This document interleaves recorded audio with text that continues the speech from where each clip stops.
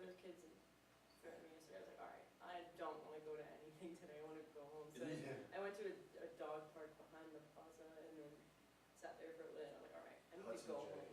Yeah, it's like I need to go home. I don't feel safe right now here.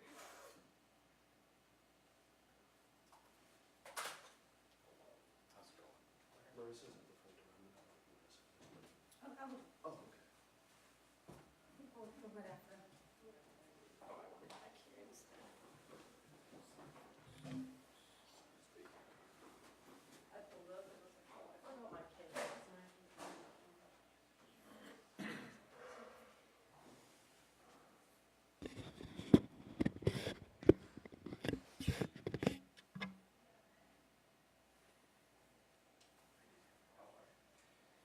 Better today.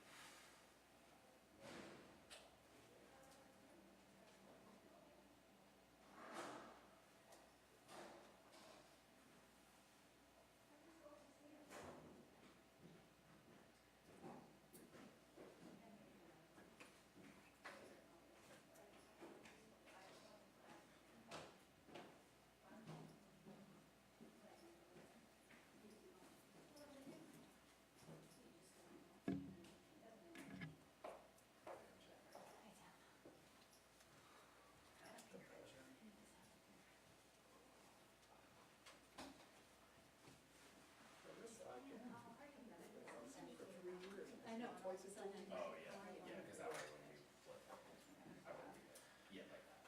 Yeah, and then that way we're good, so.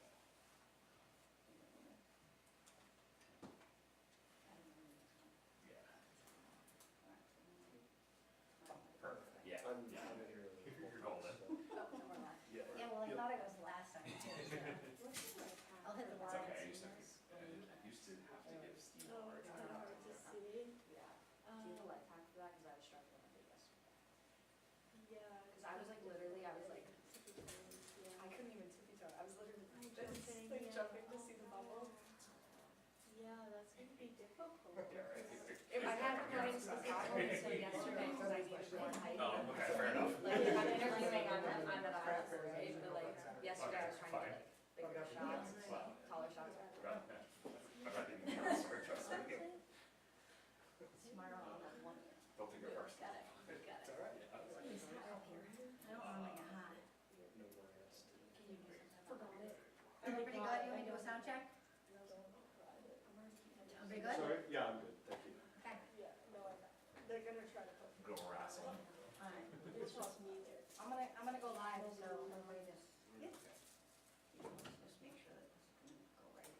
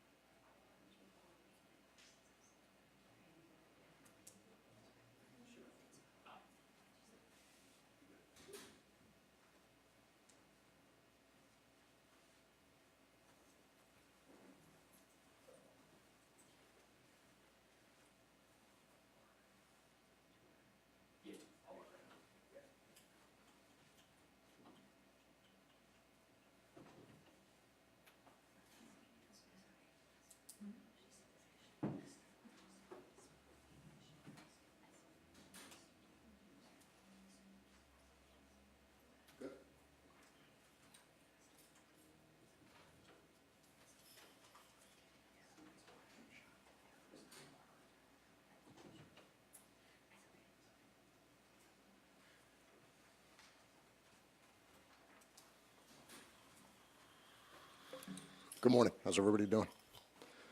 So I'm here today with Mayor Sheehan, District Attorney Lee Kinlan. We're here to brief about a number of incidents that happened yesterday. So there were 3 specific incidents that occurred between about 5:30 p.m. On yesterday, July 4th, and 1 a.m. This morning, July 5th. And in those 3 incidents, there were a total of 10 people shot in the city. So we want to just brief on those incidents, and then we'll take some questions. The first incident occurred at approximately 5:30 p.m. in the area of North First Street and Jennings Drive. In this incident, a 15-year-old male was shot in the foot, causing a graze wound to his toe area. He was located by officers in the process of being transported to the hospital by his mother. He was treated and released from the hospital, and that incident is under investigation by our juvenile unit. The second incident occurred just before 10 p.m. as the fireworks were ending at the Empire State Plaza. This incident occurred on Madison Avenue, just west of Swan Street. In this incident, an altercation occurred between a group of juveniles, resulting in one juvenile firing a flare gun and a second juvenile firing a handgun. The projectile from the flare gun struck the residence at 333 Madison Avenue, causing a structure fire. The rounds from the handgun struck 4 people that had attended the fireworks show, including a 17-year-old male who was critically wounded, a 17-year-old male that caused a gunshot wound to the leg, a 62-year-old female who had a gunshot wound also to her leg, and a 24-year-old female also with a gunshot wound to her leg. While on the scene, an Albany police officer was injured when an ambulance struck a parked vehicle, which then struck him. He received injuries to his lower extremities, namely his leg. He was treated and released at the hospital with minor injuries.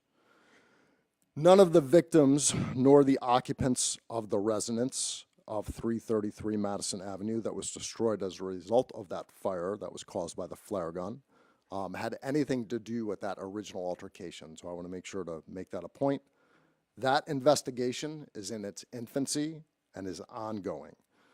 That scene was actively worked by members of the Albany Police Department, the New York State Police, and the Albany Fire Department to ensure the safety of the occupants of 333 Madison Avenue, the surrounding buildings, and the thousands of people that were leaving the fireworks. And I want to commend the men and women of the department, the police department, the state police, the fire department, and all of the other departments that ultimately responded to that scene. It was quite a hectic scene. The third incident occurred just after 1 a.m. This morning on the 5th on Livingston Avenue, just west of Henry Johnson Boulevard. In this incident, a group of juveniles approached a residence on Livingston Avenue, and it was a residence that was intended.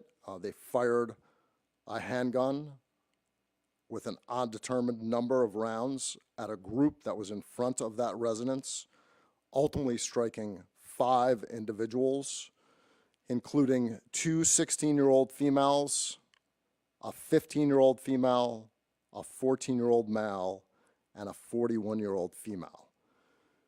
The 16-year-old females, one was struck in the arm, the other was struck in the legs. 15-year-old female was struck in the leg. The 14-year-old male was struck in the arm, and the 41-year-old female was struck in the shoulder. None of those injuries are life-threatening. All parties were transported to Albany Medical Center with non-life-threatening injuries and are in stable condition. This investigation is also in its infancy and ongoing. I want to note a couple of things. Obviously, there's a clear uptick in violence, specifically gun violence, both with handguns and flare guns with our teen population. While I have no doubt that the Albany Police Department, in cooperation with the District Attorney's Office, will bring these cases to justice, I know that will happen. Clearly, more needs to be done. I want to ask the parents and community members to please take stock. When I was 14, 15 years old, my parents, while they might not have always known what I was doing, they certainly would have known if I was running around with a handgun or a flare gun. So I'm asking the members of this community and parents, check what your kids have. Flare guns have now caused 2 residents in this city to go up in flames and wind up becoming total wrecks, total losses. And ultimately, we continue to have teens walking around our streets and just indiscriminately firing rounds at people. We cannot have that. That has to stop, and we need help to do that. We can continue to arrest people. We're good at that. The district attorney's office can continue to prosecute people. They're good at that. But at the end of the day, we need other people to step up and stop this action before it takes place. Plain and simple. There are a lot of really good community members in the city. There are a lot of people that want to help, want to take action. I know that, the mayor knows that, the DA knows that. But at the end of the day, other people need to take action. I don't want me to put this all on parenting. I know parenting is difficult. I have 2 sons of my own. It's not always easy. But at the end of the day, if your kid has a flare guns are extremely dangerous. You need to get it out of their hands, turn it into us. If your kid has a handgun, you need to do the same thing. You need to get it out of their hands and turn it into us. Too many kids are getting shot. Too many kids are getting buried. Too many kids are going to jail and prison. That needs to stop. I also want to note that there was a ton of preparation and a ton of safety that was put into yesterday's activities. It was a great day into the city. It turned way too violent. 10 people shot in our city. 1 person shot is way too many. 10 people is obviously way too many.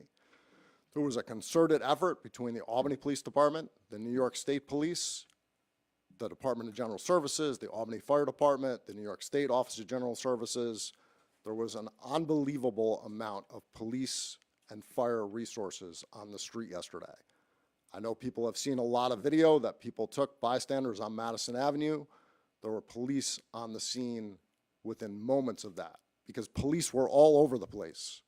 We had police all over the area where the fireworks were from early in the morning to late at night.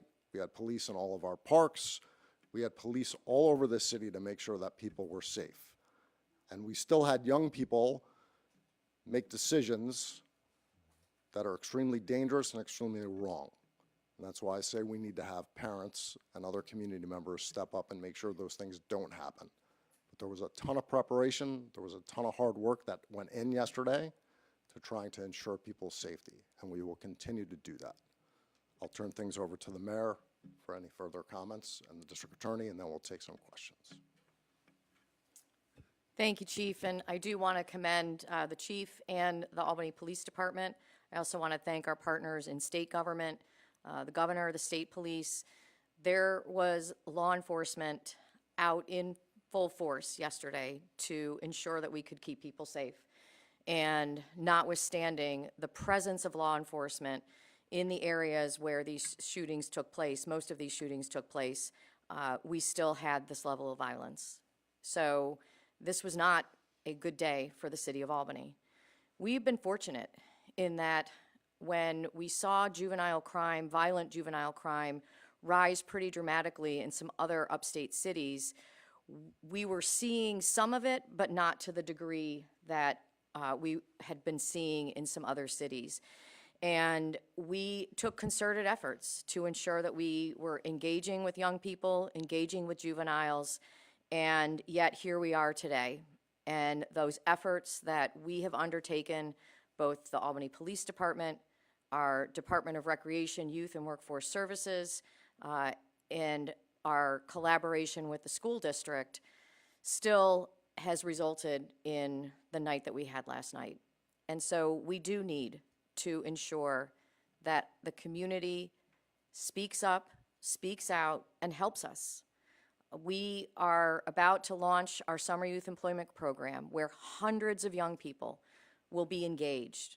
We'll have the opportunity to learn, to earn money, to be exposed to what their future could be.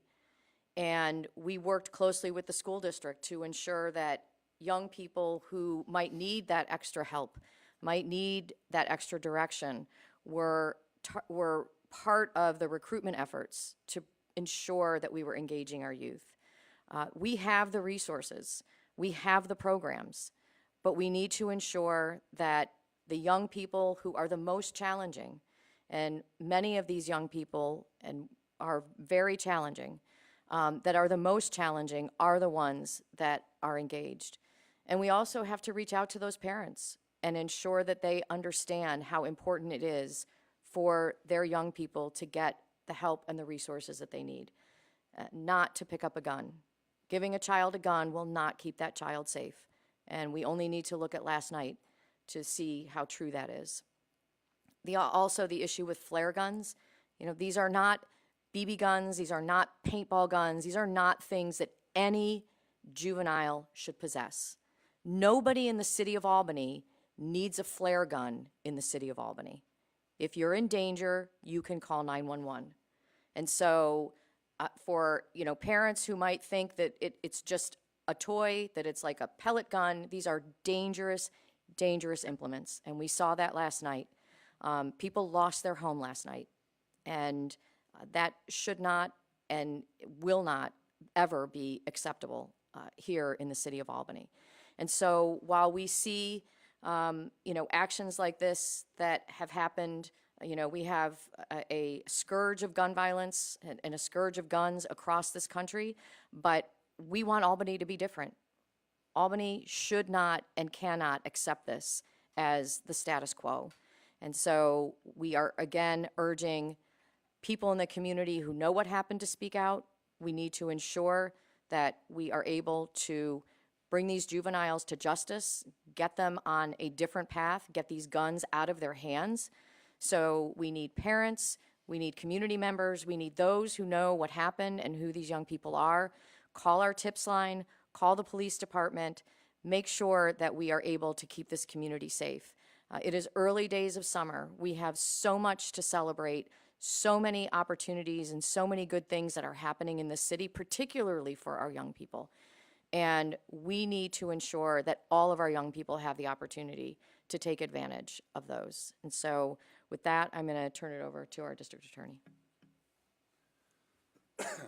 Thank you very much. And again, I first want to commend the first responders, members of the Albany Fire Department, the police, the state police, and all of our partners.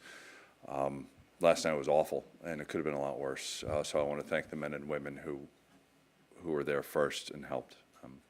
Look, the first thing people know about me is that I'm somebody's dad.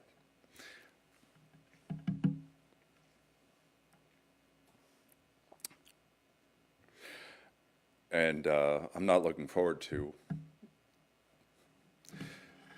the next couple of days when I've got to talk to some parents about how their children are hurt, about how their children are gone.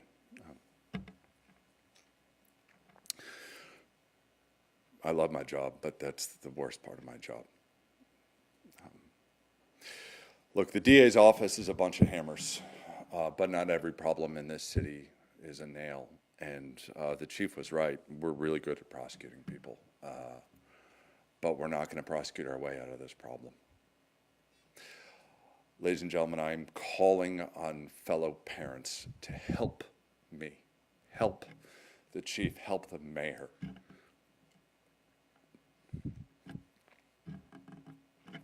Because this has to change. And I'm not going to prosecute my way out of this problem, but if that's the only thing I'm left with, I will do that. I will turn the city upside down to make sure this doesn't happen again.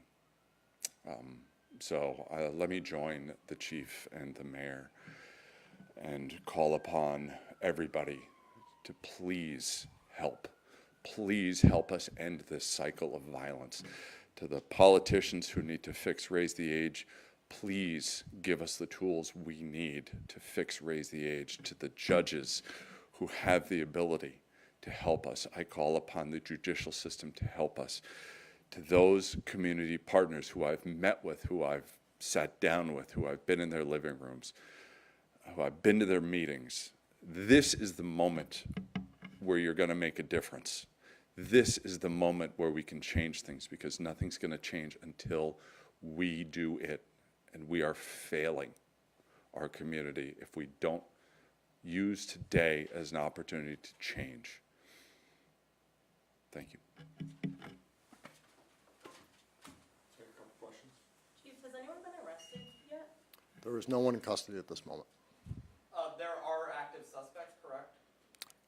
I'm not going to go into a lot of the investigation at this point. We're still in the infancy in all three cases. Chief, we had heard at the Livingston Avenue incident when I was down there last night or this morning, there was a woman who had a relative in that house, or several, and said this was the second time that house was shot at or shot up in the last few days. What can you tell us about that?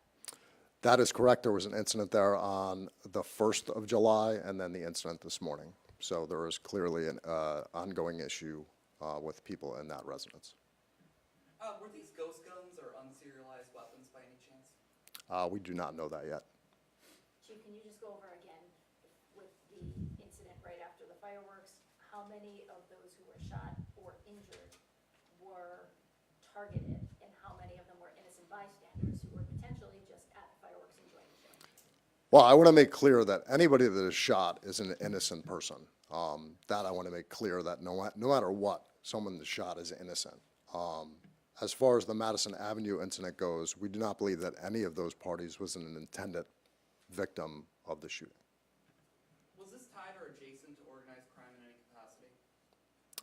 Not that we're aware of. Is this the largest amount of shooting victims that Albany's seen in one night? I would have to go back and look at our records.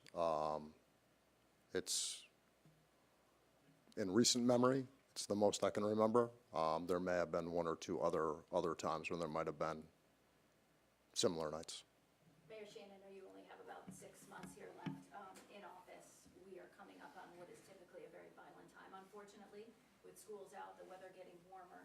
We spoke with people last night who actually said, I'm afraid to leave my house. What do you say to the people of Albany who have that feeling, and how can you convince them now that they should be safe leaving their homes? Well, you know, we have been on a path of seeing a significant reduction in gun violence in our city. And so tonight, or the occurrences of last night are deeply troubling. They're deeply troubling to me. And so I think what we need to say to the residents of the city of Albany is that we do have it within our power to change this trajectory.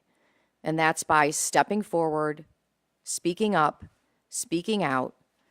There are individuals in this city who know exactly who these individuals are who engaged in this activity, and they need to cooperate so that we can remove the danger that is posed to the residents in our community.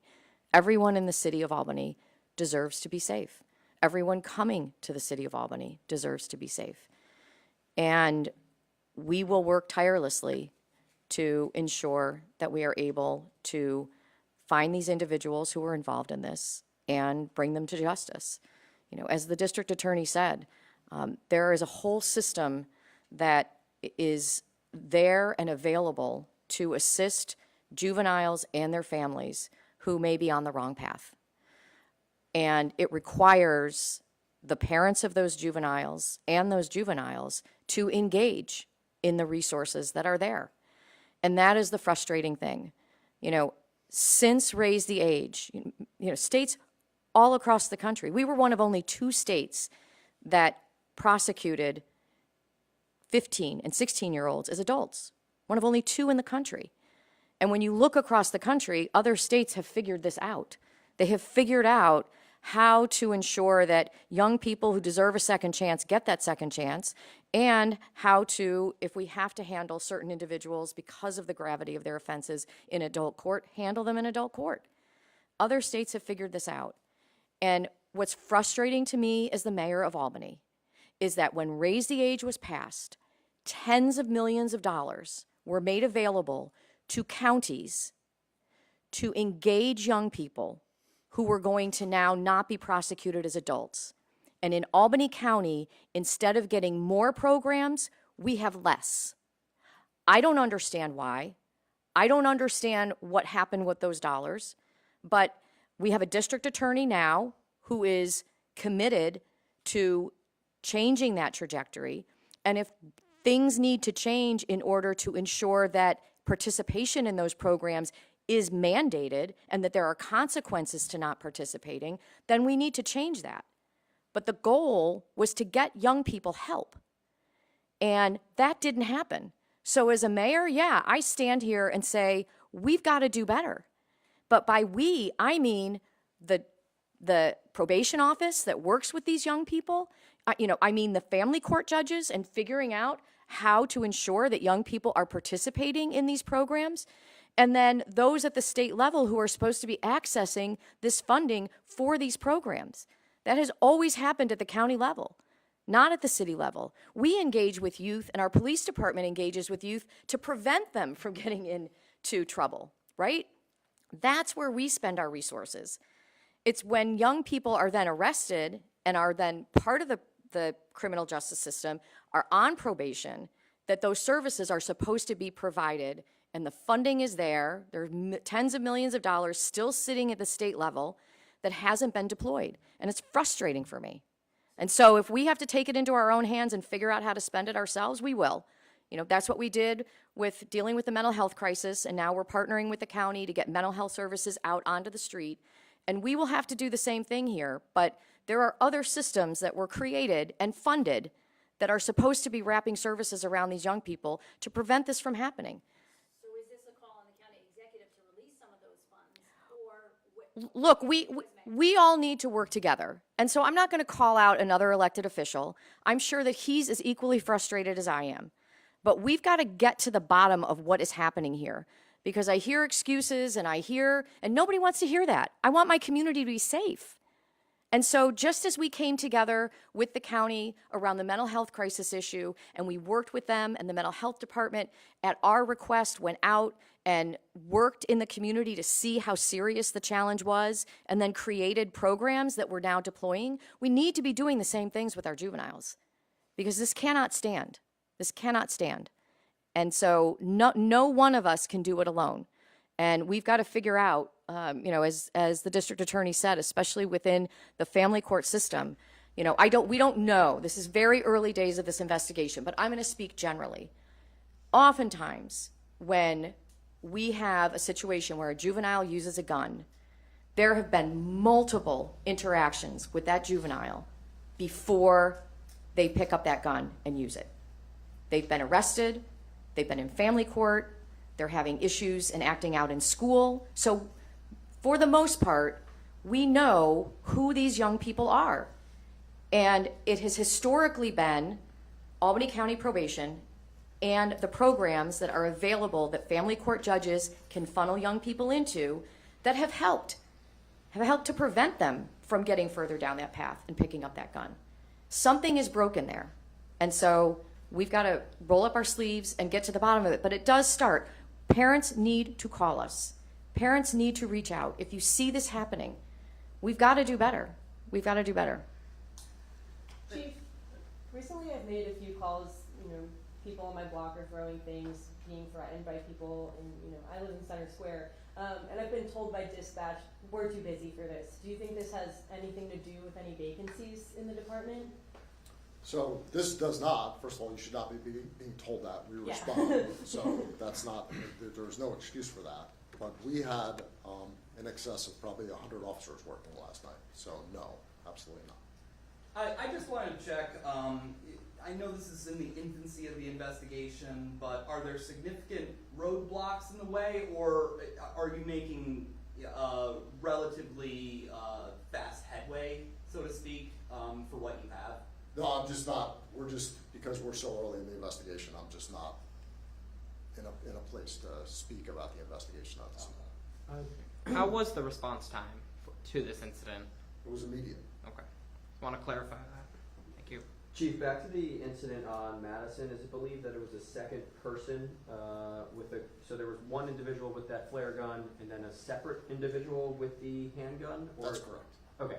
And the 17-year-old who is in critical condition, is his injuries believed to be life-threatening? That's correct. Thank you. DA Kinlan, if you could go back to speak about raise the age again, because your predecessor spoke a lot about it, but there are several DAs throughout the state who kind of don't want to touch it because it's a very difficult subject to talk about. When that happened, many of the facilities where these juveniles could go be separated were closed. So what are some of the answers? What are some of the things that you're looking to do? Because it seems like you're pretty frustrated currently with the system. Yeah, it is very frustrating. So, from an attorney point of view, the legislation is incomplete. And I've been saying this since day one. I said this as a candidate. It's incomplete to the point where we can't have any sort of rhyme or reason in terms of which kids get funneled into family court and which kids stay in the criminal justice system. So as a practitioner, when you're not dealing with rules that make any sense or that change from day to day, then there's no way to plan for the future, to figure out what we're going to be able to do with this young man or woman. And look, 95% of the kids who go through the youth part, raise the age system probably should be in family court. But it's that 5% that, as the mayor alluded to, you pick them up early in school, they're on a really bad trajectory, then they appear in family court, and then we can't pull them off of their bad path despite our best efforts. And then now we're dealing with them in county court because they've graduated from this failed system to, frankly, some of our worst offenders we have right now that we're prosecuting have already been through the youth part family court system. So, look, at the state level, we've got to fix the legislation, and I'll tell you the funding stream is backwards, and that's part of the problem. It's not Danny McCoy, it's not our county executive, it's the fact that the way the funding stream is set up, basically, someone's supposed to run an entire program and then go to the state having set up and run the program and say, hey, can we have reimbursement, right? Instead of us saying, hey, I've got this program, can I get paid for it? And then the coffers are you're supposed to get the money then. So like the legislation's backwards. So that's one of the problems.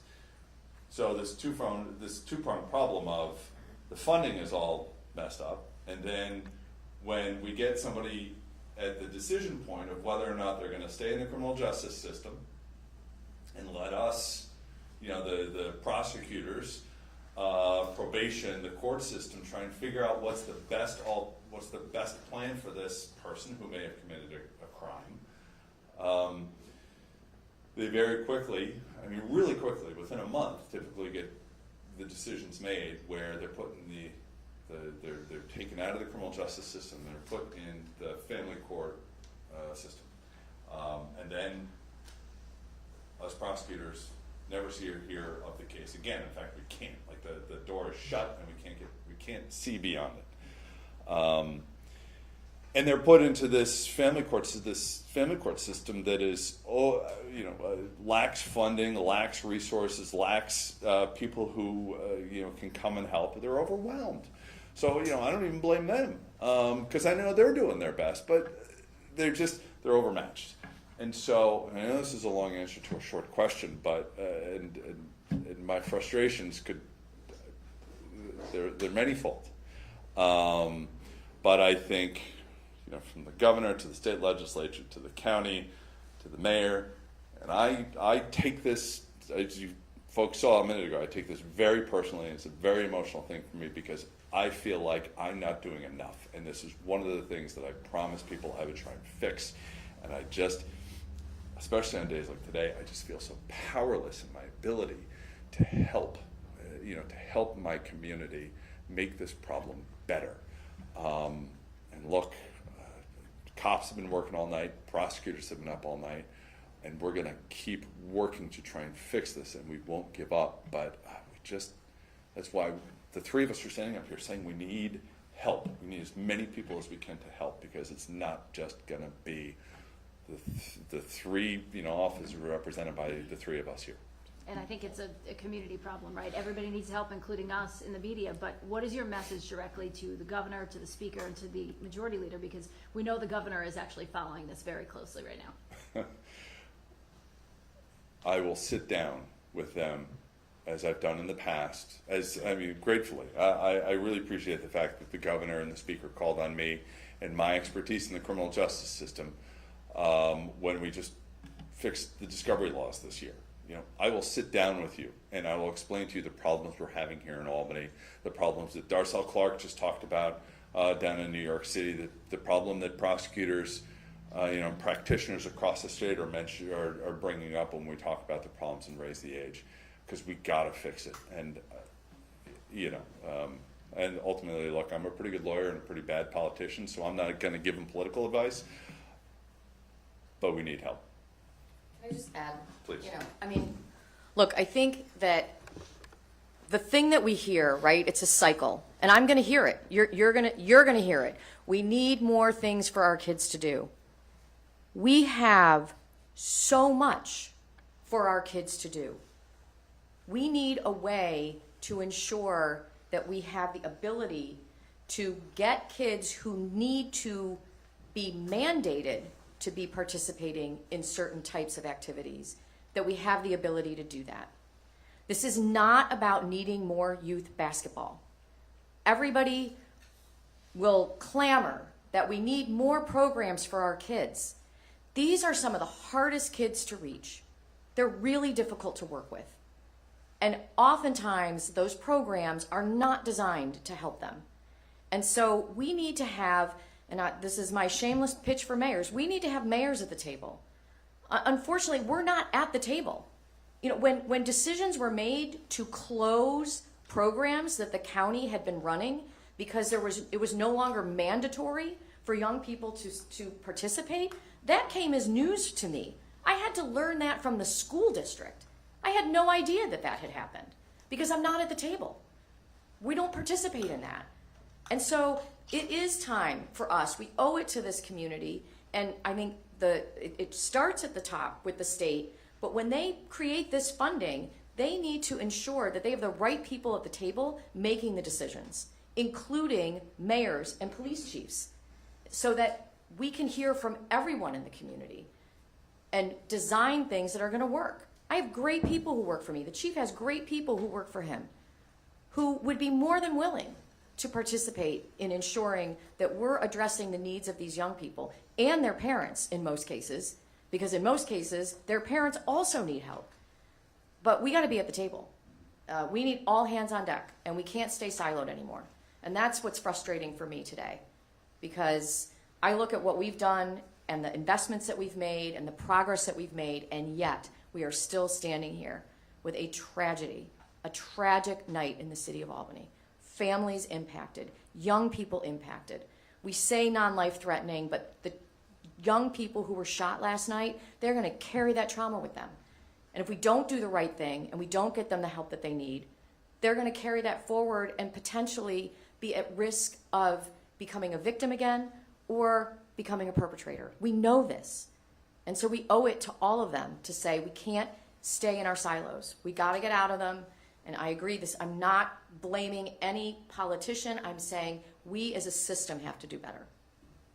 And I just want to add, I was, back when Raise the Age came around, I was probably one of the only police chiefs in the state that spoke up and was for Raise the Age, just like I was a proponent and good with bail reform. But just because legislation happens doesn't mean legislation is perfect. And years later, when we know that legislation is not perfect when it goes through, when years later we know there's a fix that needs to happen, doesn't mean we don't fix it, especially when you're hearing from a progressive district attorney, a progressive mayor, and I think I've been labeled a progressive police chief before, probably worse than that, are all saying that this needs to be fixed. Because I don't say that a lot of 15-year-olds need to be taken off our street and put away, but if a 15-year-old's walking down the street and just indiscriminately firing into a crowd, well, I hate to say it, they got to be taken off the street and they got to go away. Because somewhere along the line, somebody failed. And at that point, it's just too late. And we got to get them off the street. And we got to have a redo at that moment. There's a whole bunch of other kids we need to save, but that kid at this moment, we need to get off the street. And if all of our options have been taken away and we have judges releasing those kids, and if everybody's pointing to Raise the Age as the reason why they're releasing them, there's a problem. Either the judges don't understand the law or the law is messed up, and we need to fix that law. That doesn't mean we have to throw Raise the Age out, because we certainly don't need to prosecute every 16 and 17-year-old as an adult again. That would be wrong. But when we have 15-year-olds 16-year-old shooting the street up, that certainly doesn't mean that we just need to go like, oh, well, we can't do anything with those kids. We need to get them off the street because we need to protect the community and we need to protect that kid. Because what else we know is that the same kids that wind up shooting people also wind up becoming victims of shooting. So we need to get them off the street. We need to be able to take those actions.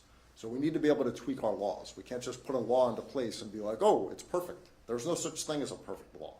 We actually have to be able to make changes and listen to the people that are actually out there doing the job. We can't just sit in our offices. I can't just sit in my office all day and not listen to my officers. We actually have to be able to listen to people and make the changes necessary to actually keep communities safe. All right, thank you all.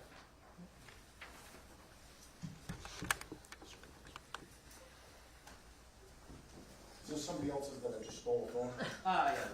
Yeah. Close.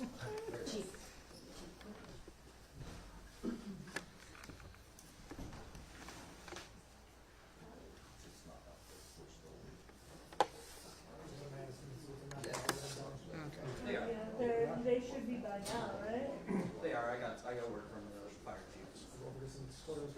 Sounds good. We're gonna get located at that second one. Got it. I already did that. I'm just. 3 o'clock. Yeah, just pull up. Oh, just pull up? Yeah, I think do it actually. I think it's off now. Give me like. I thought I heard it, but I wasn't 100% sure.